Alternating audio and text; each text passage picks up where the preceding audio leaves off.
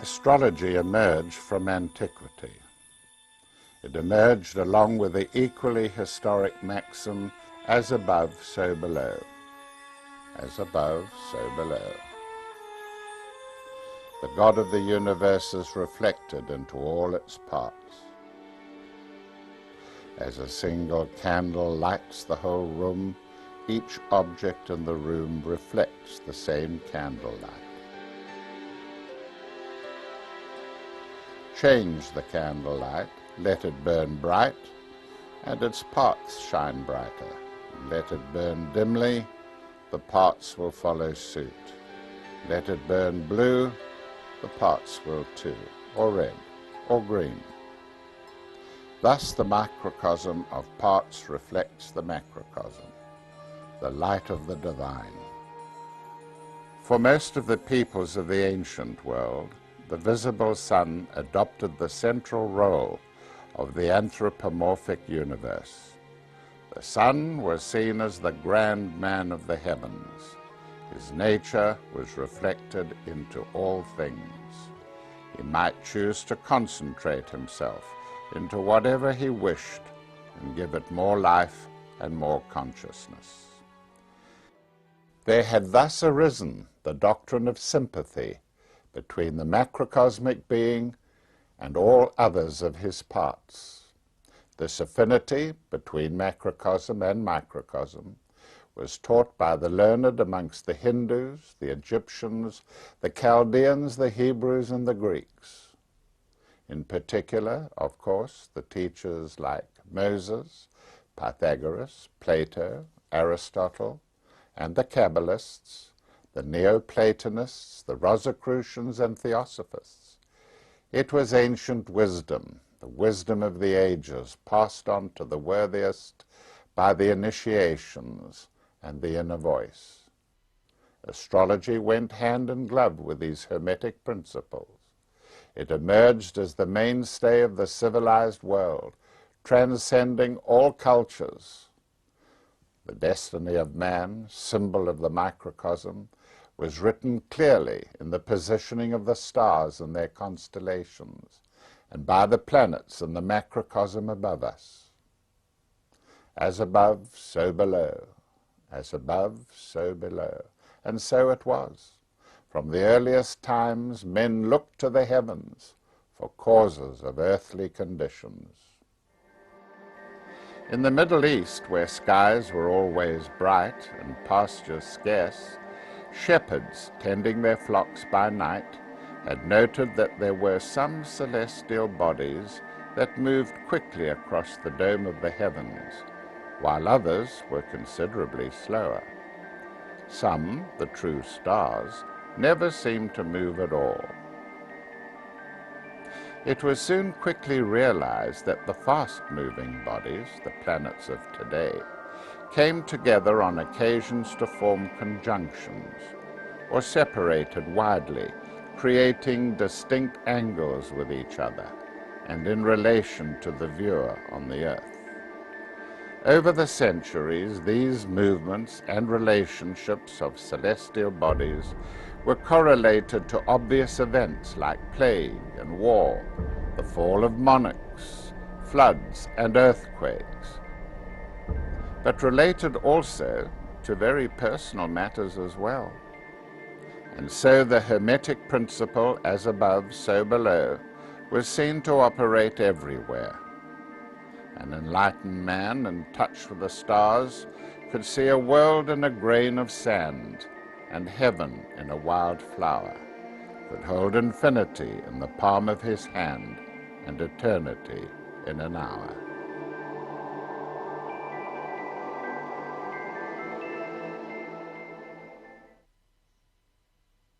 The simple observations of shepherds were soon taken up by the emerging cities of ancient civilizations, and wise men equipped themselves with astrology, the first of the true sciences. And where cities combined or allied themselves, kingdoms and principalities were established. Kings, princes, potentates, they all wanted advice at crucial times, and they turned to astrology. Astrologers became important people. They demanded temples and observatories and even tall palaces to operate in. Information had to be stored, even if crudely, with stylus on clay tablets and stelae. Attendants, scribes, mathematicians, they were all drawn in. Calendars were established to enable the astrologers proclaim to the faithful the dates of their festivals, and diverse methods were developed to enable the accurate observation and interpretation of celestial activity. Pyramids for orientation, ziggurats for observation, plumb lines for accuracy, the abacus for calculation, geometry for measurement of angles, distances, and congruencies, pi for circles and globes. Between the two great river systems of the Nile and the Tigris-Euphrates lay the cradle of many civilizations, and astrology quickly became one of the molding forces of their rulers. But astrology arose in many parts of the earth concurrently. Among the Mayans and Aztecs of Central America, in China, Tibet, India, Persia. From antiquity, they all worked existentially with their own zodiacal circles.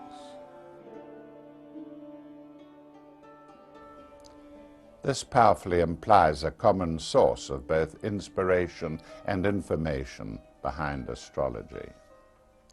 As these nations were rarely in communication with each other in such early times, we must assume their source was at least semi-divine.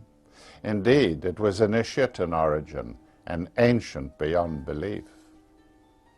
Let us trace some of the background that interacted with the growth of astrology from Babylon to the Nile, or perhaps reversely, for Egypt was much more ancient than Babylon. Where civilization is very ancient in origin, as in Egypt or in Rome, its earliest days are so blurred that fact is hard to separate from fiction. Mythology, legend, and tradition emerge, while historical events sink into the past. Of all cultures, that of Egypt extends further into antiquity than any other. This is not only because her national monuments are of inestimable age, but because her traditions lead us back into an even vaster mother culture, a culture occupying immeasurable eons of human history. I refer to the great civilization of Atlantis, which colonized Egypt. One Egyptian monument known to all is the Sphinx. John Anthony West has shown us, only in the last decade, that the Sphinx must be much older than the age of Khephren, whose image it is supposed to reflect. The evidence of John West is simple and conclusive. The original Sphinx was carved out of a rocky prominence more than 10,000 years ago, at a time when rainfall and flooding were more characteristic of the surrounding climate than the desert of today. Vertical grooves on the side of the Sphinx reflect downpours rather than the horizontal markings of sandblasts and the dry, cutting winds of a desert climate. Between 15,000 and 7,000 BC, Egypt went through several climate changes of wetness, which would account for this weathering on the Sphinx by water. It would suggest an origin far older than that alleged by the Egyptologists of today. Then there is the matter of the Sphinx's tiny head. The head of the Sphinx appears to have been recarved several times, for it is disproportionately small compared to the Sphinx's body. Certainly, no creator of so superb and majestic a structure would be guilty of such lack of symmetry in erecting it with a head too small for its massive body. Now, the complaint of Egyptologists is that if an earlier people than the Egyptians erected the Sphinx and pyramids, where is there evidence of that people? The answer to that is simple. It was the Atlanteans who colonized Egypt and built the pyramid, and they left behind relics of their activities in chambers beneath the Great Pyramid, which was the first edifice they built in Egypt. Their homeland was on the island of Poseidonis, which straddled the mid-Atlantic ridge between Europe and America, and to the existence of which Plato testified. This is not the place to present evidence of Atlantis, but there is a relevant architectural factor here. If Egypt was an Atlantean colony, the Sphinx might have been built by the Atlanteans too. Being an island, the people of Atlantis were maritime, and their ships traded with Central and South America. They also passed through the Straits of Gibraltar, referred to by Plato in their traditional and mythological name as the Pillars of Hercules. The Atlanteans traded with Phoenicia and with what we now call Egypt. The architectural pattern of Atlantis was the pyramid, and they built pyramids in all their colonies. The Atlanteans planted their pyramid traditions in Central and South America, and the present Mayan structures are an adaptation of them. The same pyramidal traditions became the ziggurats of Mesopotamia, especially in Babylon and Ur of the Chaldees, and the pyramids of Egypt. They found the northern shores of the Mediterranean too inhospitable and cold, and preferred the equitable climate of North Africa and the Fertile Crescent, which includes the coasts of what we now call Syria, Israel, and Egypt. If the writings on Atlantis are to be believed, the island continent possessed great cities requiring sophistication in art and technology and astrology as well. It was also the observation of Theosophy's excellent clairvoyant C.W. Leadbeater that some tribes of Atlantis were giants, men standing 11 feet or more tall. Physiologically, this is not beyond reason. Anyone who has made a study of the endocrine system of mankind, which has comfortably ranged itself from bushmen and pygmies 4 foot tall, through to basketball players and pituitary giants of 7 feet, knows that the giants of the Old Testament could have been a reality. Certainly, most mythology abounds with them. Anyone who has stood amongst the galleries of pillars in the temple at Karnak, or paced the length of 200-ton blocks of stone that make up the base of the Great Pyramid at Giza, can be forgiven for considering, at least as a hypothesis, the employment of giants on such projects, or possibly squads of them, if not en masse. If the low-lying lands of coastal Egypt, including the sink, which is the Qattara Depression, really were covered with seas, and if the delta lands of the Nile had not yet been formed, then the Great Pyramid was built on a promontory overlooking the extended Mediterranean, and could have acted as a beacon for ships approaching the Egyptian coast, even those from Atlantis. Ancient historians, like Herodotus, confirmed that the Great Pyramid once had a capstone at its tip, and that it shone like a beacon, and could be seen 30 miles away. thus helping the fellaheen and farmers to settle border disputes and croplands after the yearly flood. At flood time, travelling could be by boat to nearby or distant villages, and the pyramid with its gleaming capstone helped find the way home. Travellers making their way across the featureless western desert towards the Nile were also guided by the flashing capstone, some say even at full moon. The esoteric teaching is that the capstone was gold-plated, braced with iron. Robert Bauval and Graham Hancock, in their excellent and recommended work, Keeper of Genesis, writing of the pyramid, referred to a piece of wrought iron originally coated with gold that was extracted from the core masonry near the southern exit to the King's Chamber in 1837. Egyptologists say that it was a late intrusion to the pyramid, but it may well be a piece of the capstone which would have been in place before the facing stone had been positioned. The remainder of the capstone is lost. Esoteric tradition also suggests that the original facing stones that covered the surfaces of core masonry on the pyramid were colored in Egyptian style and represented the septenate nature of the sun in its 7 shades of the spectrum.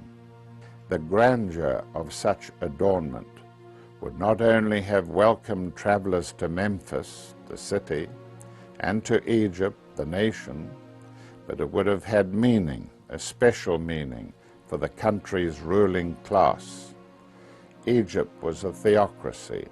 It was ruled by initiate priests who guarded by every means their sacred science, the wisdom of the ages, entrusted to them and of which astrology formed a major part. These initiate few saw man himself as an unfinished or truncated pyramid, unfinished in the sense of being yet to be crowned with a spiritual capstone. The priesthood taught the art of accomplishing this. The capstone on the Great Pyramid was representative of the whole class of priests, of their sacred duty and of their disciplines. Maybe the capstone acted as a symbol of the sovereignty of the pharaoh, and esoterically the sovereignty of each man's soul.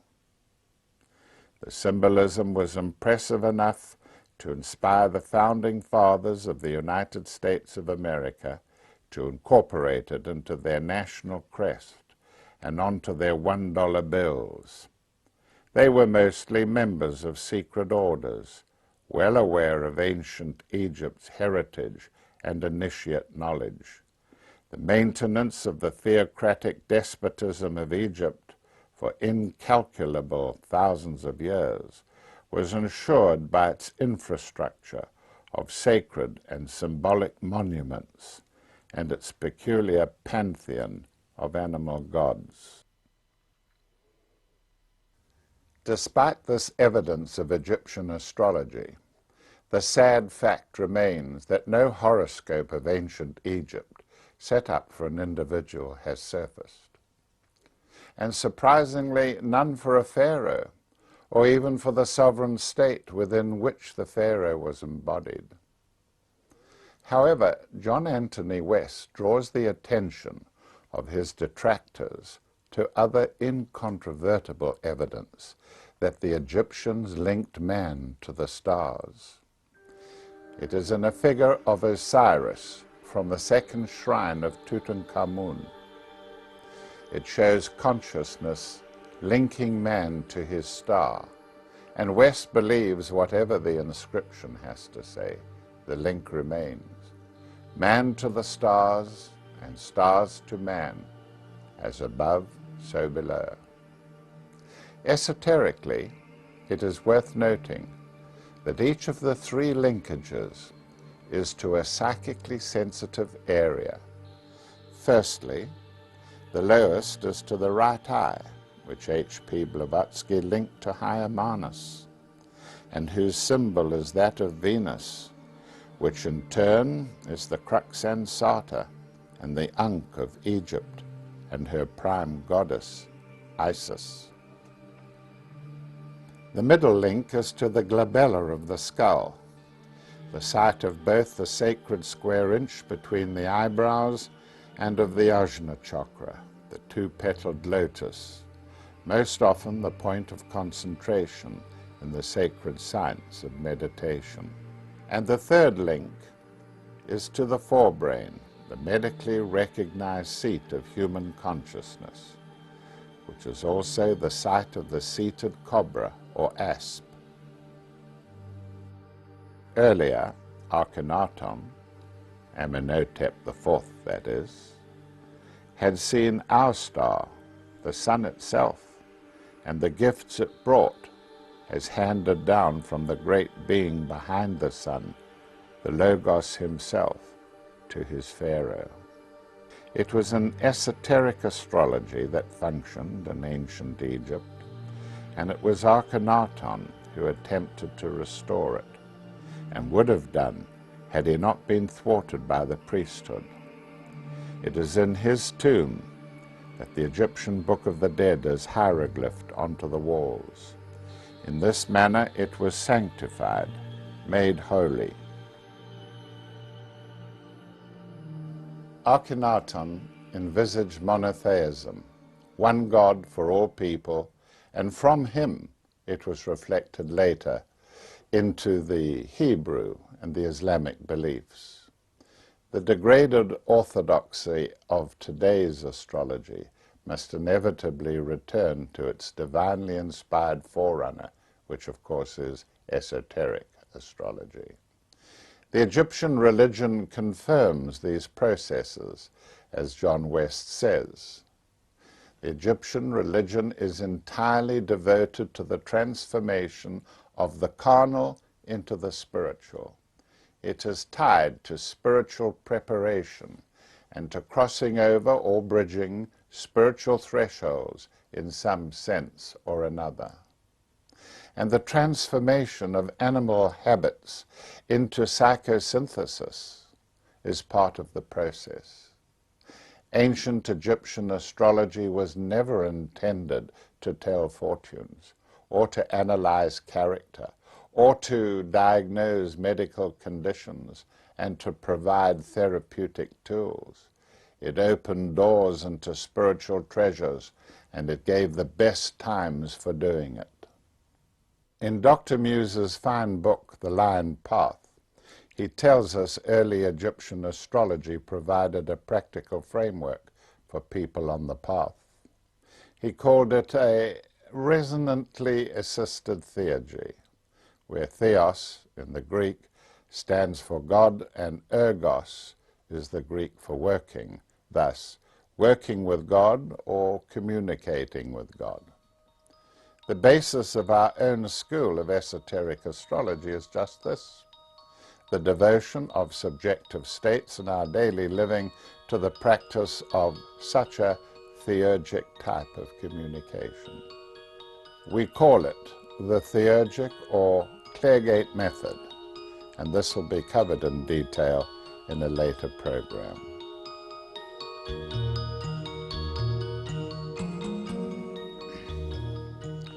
This concludes our first look at the early development and influence of astrology. We began this presentation with the maxim, as above, so below. This is an important concept to grasp. And so, to recap, storm clouds and thunder in the sky often mean turmoil of water on the ground. Lightning in the sky means illumination, illumination in the dark, and the production of nitrogen in the soil, stimulating growth. Comets in the heavens sometimes used to cause panic in the cities and forewarn of tragedy. Even today, tragedy has struck. The recent visitation of the comet Hale-Bopp triggered the mass suicide of 39 people sick of life in the city of San Diego in March 1997. Mass configurations of the planets are important events in the heavens, but they often correspond to important and historic events on the Earth. The Second World War only became intense at a time when 7 planets in Taurus opposed the Earth in Scorpio, indicating astrologically violent World War action. In May of the year 2000, one of the biggest conjunctions of recent times will again take place when a total of 8 planets will be in the sign of Taurus. This indicates, with Uranus in Aquarius, mass printing of voluminous books like a world telephone index. And it'll be interesting to see if the world's economy, financial institutions, and the stock market, which are ruled by Taurus, will be adversely affected. As you have seen in this presentation, astrology has been with humanity since the very beginning of history, perhaps 200,000 years or more. Earlier civilizations were far more attuned to these cosmic influences than is the modern world, with its scientific obsession only on provable and measurable facts. Astrology is destined to re-emerge in this, the 3rd millennium, as a newly energized form, more akin to its ancient counterparts than its current presentation. This course introduces you to the new astrology and prepares you to be a pioneer of one of the most noble and glorious professions on earth.